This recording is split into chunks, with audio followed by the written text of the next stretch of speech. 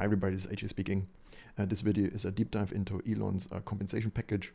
Tesla just filed 2 days ago a proxy statement in which we received all the details. What you're looking at is an excerpt from the document where we look at the key items. Big picture, or in short how it works is Tesla or Elon has to lift Tesla to a certain market cap, but at the same time has to achieve one of various other goals or milestones to unlock a share tranche. So the milestone related to market cap is contingent on the market cap staying at a required level for a certain period of time. That is actually a very important provision, and I will show you in a little later in a simulation why that is so important. That provision requires the market cap to meet the milestone level for at least 6 calendar months on average, and also over the last 30 calendar days. This is a good provision because it prevents market cap milestone achievement from bubbles. For example, at the end of 2024, early 2025, there was such a bubble where Tesla touched almost $490 per share. And if something similar, and we'll show you the data later, would happen in the future at a then higher level, that could easily rip through several levels of market cap conditions or milestones without any fundamental improvement. And that's why this condition is quite important. So then what are the other requirements? So this is what you see here. There are 12 other goals Elon has to achieve with one of the 12 market cap tranches. I will not read through all of them right now because we talk about each. So there are product goals and then the EBITDA or EBITDA, as it's also pronounced, goals. But before we dive into each, one other important aspect is that these market cap milestones, so the first one is achieved at 2 trillion, provided these two market cap conditions are met that I just explained. And then for the subsequent market cap milestone, Elon has to increment the market cap by 500 billion, except for the final two, which have an increment of 1 trillion. So now let's first talk about the first product milestone, which is one of the 12 non-market cap milestones. So these 12 market cap tranches each need one of these other goals. So the first one is a product goal, and here Tesla has to grow the fleet to 20 million vehicles. So Tesla right now is at just under 8 million vehicles. By the end of this year, it will be under just 9 million vehicles. What you see here is just high-level guesstimates. 450k units per quarter for the rest of this year should be achievable or thereabout. And then in 2026, if Tesla just sells roughly the number of vehicles they sell over the last 12 months, they would get to 10.6 million vehicles. And then if we just assume a 10% growth rate year over year, Tesla could comfortably sail to a 20 million vehicle fleet by 2031. So therefore, I think this is a very low bar, especially given Tesla could use various measures to significantly increase their sales volume. For example, they could further expand the product portfolio, even though this might not be economically that much of a needle mover, because in the auto industry, and my followers know this, I study the auto industry intensively. We sometimes can see very large automakers that sell 4 or 5 million units, but don't really generate a lot of economic return for shareholders. So you can, if you put your prices low enough and if you make your product portfolio large enough, you can easily push quite a bit of volume if you have a brand, and Tesla is a very good brand. So there are various ways how Tesla could easily exceed these high-level guesstimates in volume. Again, this is not my outlook. This is just let's call it a simulation that shows you kind of how hard or how easy it is to achieve a certain milestone. And I think we can objectively conclude for a company like Tesla to grow the current fleet over the next couple of years to 20 million units is not that difficult. Next, we look at the product goal 2, which is a 10 million active FSD subscriptions. Here again, we use a kind of a simple fleet projection. Here you see the same numbers as you saw on the prior slide. And then we apply some high-level FSD adoption rate. Roughly, right now, Tesla's global adoption is around about 5% in terms of FSD. But the geographic limitation, or I should say that the legal limitations in many geographies artificially depress that adoption rate. If Tesla could globally roll out FSD, arguably this number would be much higher. But then also over the next couple of years, the software steadily improved. So it's reasonable to assume that adoption will follow suit. And but there are also other ways how one could significantly boost FSD subscriptions. One way, for example, would be to further reduce the monthly FSD subscription, and Tesla could also launch a program where, when you buy a new Tesla, you get for the first 6 months FSD subscription free, something like that, which would enormously boost active FSD subscriptions. So long story short, that milestone, assuming the software keeps progressing the way it has over the last couple of years, every year FSD became noticeably better.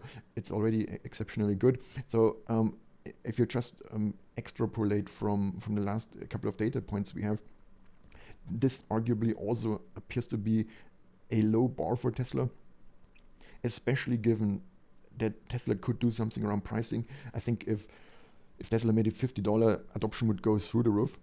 But this is not limited, as far as I know, in the proxy statement. So, and therefore, this is a goal that, if I take on like a bearish view, this would be one you could gain via such means. I'm not saying this is what Tesla intends to do, or Elon intends to do, not at all. I'm just pointing out what could happen, or sort of the opportunity space. And then there are also other modalities that could significantly boost active FSD subscription. For example, family packages where husband, wife, etc. may have own licenses, so that there could be a lot of, there would be various ways you could apply creative pricing. But anyways, let's not dwell too much on this point. A big picture, I think, over a number of years, this seems also not to be a too aggressive goal, especially given that I believe in the future, I think all new vehicles, at least from a certain price point, will have FSD capability. Not only Tesla, but also other vehicles. Tesla will not be forever the only vehicle maker that sells something like FSD. For example, in China, there's already a number of companies that are focused on vision-only FSD development. And one thing we learned over the last 5-10 years is that you should never underestimate the Chinese. Next, let's move on to product goal number 3, 1 million bots delivered. I'd like to point out the wording here, bots, it's not defined as Optimus, so very high level, because Tesla is not yet selling these products, but very high level to get kind of a grasp of the situation. One way you can think about it is how does this relate to Tesla's current size of the business? So at the moment, Tesla makes about 1.7 million vehicles per year. On average, a vehicle weighs roughly 1,950 kilos, give or take a little bit. That translates into a tonnage of 3.3 million tons. In other words, Tesla makes an enormous amount of product if you look at it just in terms of weight. And then when you look at this in terms of how does this translate into what a bot product would be, we know from Tesla the bot is expected to weigh roughly around 70 kilo.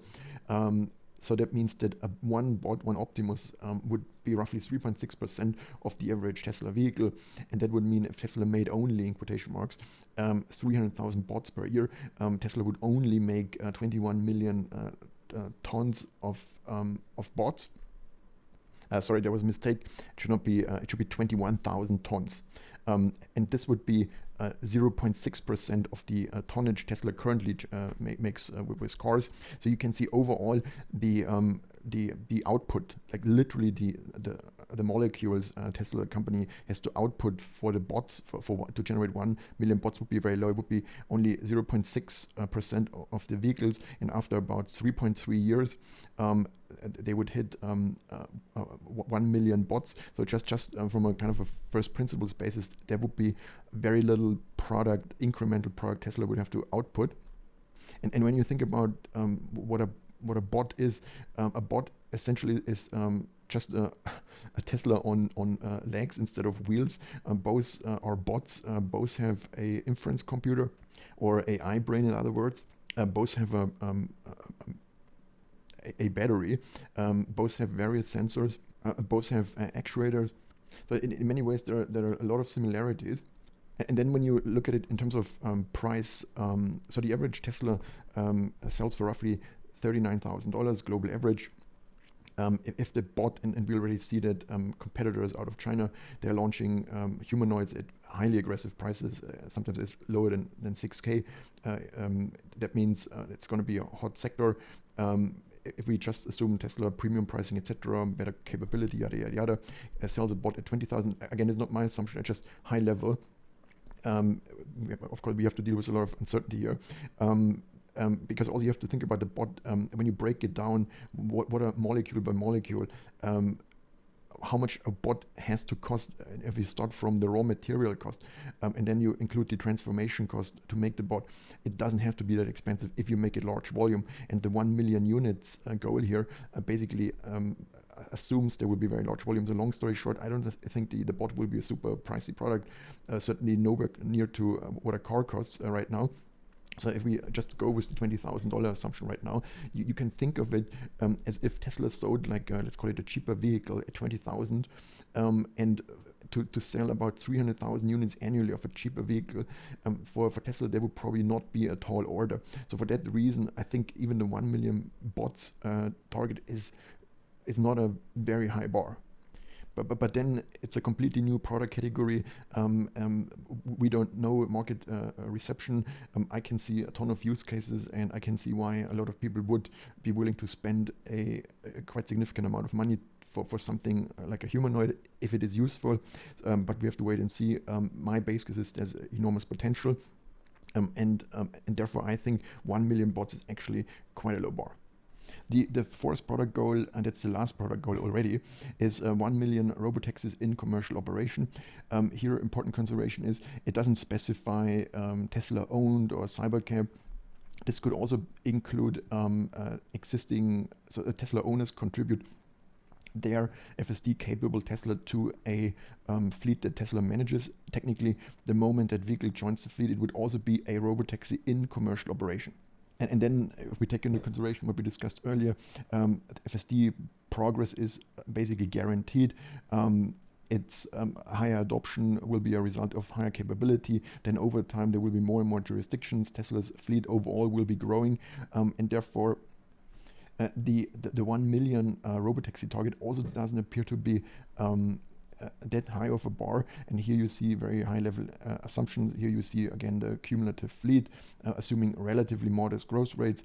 You have FSD adoption rates increasing, the resulting FSD subscriptions, and then Tesla would get, even without Cybercab, get over the next 10 years to a 1 million robotaxis.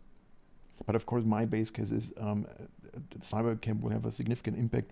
So for all these reasons, I think this is also not a very high bar. So in other words, these first, these product goals, they all appear to be, I mean, you saw the rationale that I just presented, that they appear to be rather low bars, at least over the next couple of years. I mean, many of these are very high bars just over the next 2-3 years. But if you go further out to the next, let's call it 4 to 8 years, they appear to be rather low bars on a longer time horizon. And that means, so Elon would have basically for sure, unless something goes really, really bad, these 4 product goals certainly in the bag over the next 6, 7, 8 years. And if he can push the market cap to the required level for long enough, I have to point out, again, there are these conditions: 6 months trailing market cap and 30 days trailing market cap. These are very important conditions. The first 4 tranches would be in the bag, and that means Tesla would have to stay at 3.5 trillion market cap for these periods, and Elon just has to deliver. I mean, these are still staggering goals, but I think in a Tesla context, I think quite achievable, and especially given Elon's track record.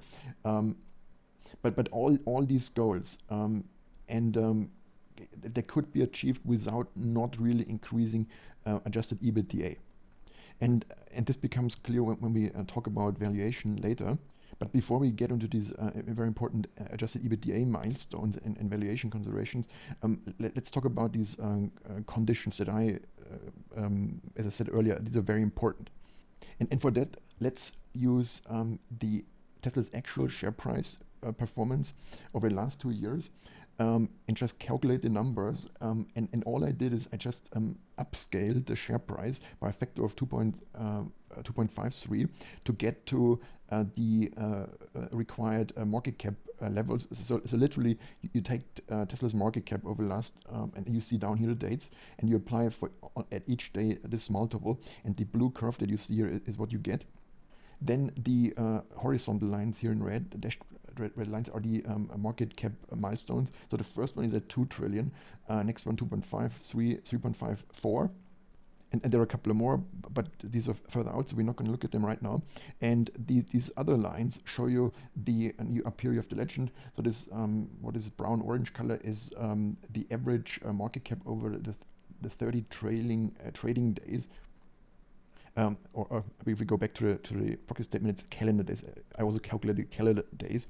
And then there's also the 6 calendar months trailing average. And this is what you see here in green, the 6 months. So basically what has to happen is this orange line and the green line, they both have to be at or above the red dashed line for that market cap milestone to be unlocked. But then also one of these other goals has to be met. These product goals or EBITDA goals. And when we look at what happened is, there was last year in December, there was this massive spike after Trump won the election. There was this massive rally. Rallies like this happened before in Tesla's history, so this is kind of a recurring theme when something really big happens. And without a mechanism of like 30 days and 6 months, if such a scenario reoccurred, several market cap milestones would be unlocked, but this mechanism is quite effective in preventing it. So if we look at the scaled up actual historical share price performance, we can see there were a number of quite substantial rallies, but here the 30-day trailing average was hit, but the 6 months was still trailing far below that, and therefore this rally did not trigger any market cap milestone, and then nothing happened. Both lines returned to below, or stayed below the 2 trillion market cap level, and then we had this massive rally, and then quickly the 30-day trailing was exceeded, and actually it hit 1, 2, 3 in the simulation, 3 market cap milestones, but the 6 months was effective in preventing at least the third one to be unlocked. And then you can see over time both lines return to at least the second line. So you can debate how effective it is. Arguably, you'd like to increase the 6 months even further to 9 months. But I think this was basically a compromise. I'm glad they included this provision. But you can clearly see if there's like a crazy spike, this provision is not enough to prevent a number of tranches to be unlocked, a number of milestones to be unlocked. But again, this depends on Elon achieving certain other milestones. And the key point here is that Elon could basically get the first 2 trillion, second, third, fourth, just with the product milestones. And just if there's like a market bubble, very bullish equity markets, etc., there's like very promising product launch or something. So this could all unlock these market cap milestones and actually trigger Elon receiving the shares without adjusted EBITDA or earnings to improve materially. I'm not saying this happens. I'm just pointing out what is feasible, what is highly, what is absolutely possible. But again, if the share price soars like crazy, it's not Elon's fault. It's if when people just get too exuberant about something, it's just a result. This is always that's the nature of every bubble. And next we have to talk about adjusted EBITDA milestone, because this is really ultimately the proof point. But first of all, let's bring everyone on the same page. So what is adjusted EBITDA? And Tesla put down here in the small print the definition. I just put it here, so it's it's easier to read, and I just read it out to you. Adjusted EBITDA on a determination date means Tesla's net loss income attributable to common shareholders before interest, expenses, benefits, provisions for income taxes, depreciation, amortization and impairment, stock-based compensation, and digital assets gains and losses, as reported by Tesla in its financial statements on Forms 10Q and 10K. So I can tell you this definition is completely standard. The only thing that stands out is the addition of the digital assets gains and losses. But there's also a very obvious reason. Tesla has a significant Bitcoin holding on its balance sheet. That item creates significant volatility. Even if Tesla doesn't sell or buy any additional Bitcoin, it creates depending on how Bitcoin trades, gains and losses each reporting date without any cash changing hands. So it's good Tesla is adjusting for that. So this is the correct way how you should calculate adjusted EBITDA, and there's nothing funny about this adjusted EBITDA. It's completely standard definition. And every finance advisor would agree with me, I'm sure. So with that out of the way, let's look at the numbers. So the first EBITDA goal is 50 billion, then 80 billion, 130, 210, 300. And then 400, but then 7 and 8 is also 400. It doesn't change. I find this rather interesting because it means when you look up here, Elon's 12 tranches have these 12 market cap levels, 2 trillion, then these 9, 500 billion, and then these additional 2 1 billion steps, so 12 market cap steps, have these 4 product goals, then have not these 8 but 6 different EBITDA goals, so 6 and 4, 10. And because they needed 2 more to match the 12 market cap levels, they needed 2 more adjusted EBITDA levels. They just kept the adjusted EBITDA constant and kept it the same. So that means once and let's be crystal clear, before Tesla hits the EBITDA target of 400 billion, and I will show you some numbers in a moment where this becomes crystal clear, Tesla will have long met all these other goals at 20 million vehicles and all these other things, because 400 billion EBITDA is a staggering number. And so what's most likely going to happen is Elon unlocks the 2 billion with one of the product goals, possibly even with one of the EBITDA goals, but I'm quite sure one of the product goals. And then so there's 2 trillion market cap, and then the next tranche he gets at 2.5 trillion. He unlocks with another product goal. He gets another tranche at 3 billion market cap. Again, there's another product goal he probably can use. So long story short, he can get to first 2 trillion, tranche 2.5, 3.5 just with the product goals. Then he can get to 4 billion with just the 50 billion EBITDA, and 4.5 billion just with the 80 billion, and then 5 trillion with the 130 billion adjusted EBITDA. And then when he hits the 6.5 trillion market cap, he doesn't actually have to deliver more adjusted EBITDA. That's the interesting piece. So he can just, in theory, coast and like operationally, and just wait for the market cap to basically bubble or whatever in the market. Doesn't have to be just Tesla related. Can unlock the final 2 tranches in theory. But now let's talk about EBITDA a bit more closely. And first of all, let's look at historical performance. So in 2021, first quarter, second, third quarter, fourth quarter, this is the EBITDA Tesla delivered. For the full year, 11.6 billion. In 2022, for the full year, Tesla delivered 19.2 billion. 2023, Tesla delivered 16.6 billion. Then we skipped that one real quick. In 2024, full year, Tesla delivered 16.1 billion. And then latest in the trailing 12 months to June, these are the latest numbers we have as of time of this video.